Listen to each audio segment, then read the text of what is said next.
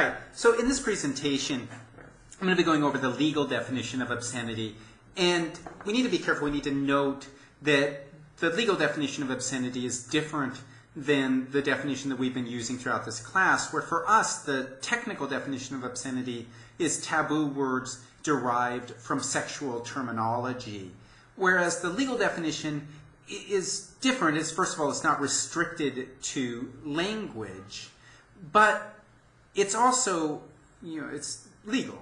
And there are certain criteria that something must meet in order to be considered obscenity. And so we'll be going through those steps in turn.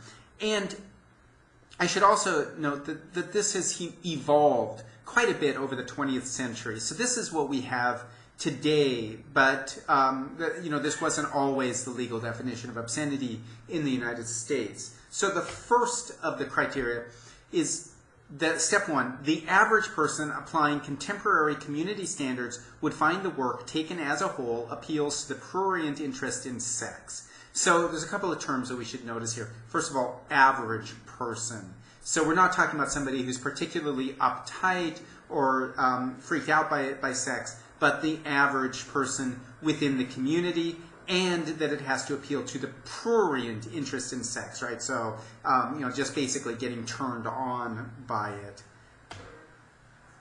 Step two, the work depicts or describes in a patently offensive way sexual conduct specifically defined by the applicable state or federal law. And step three, the work taken as a whole lacks serious literary, artistic, political, or scientific value. And this was an important one. I think this came about somewhere in about the 1960s that they started trying to work this in.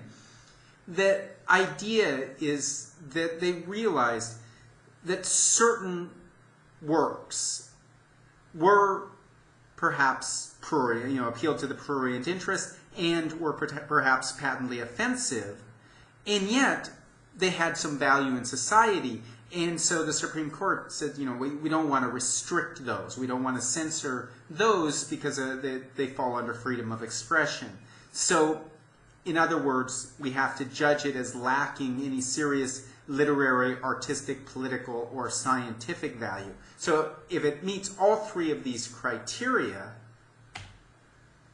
then it's considered obscene and it's not protected, right? And as far as I can tell, judging by the way that obscenity law is written today and is prosecuted today, this seems to be particularly targeting what we would consider pornography, right? And it seems that most works that are purely verbal, right, that just have words in them and are not visual as well, probably aren't going to rise to the level of obscenity. And the point is that, of course,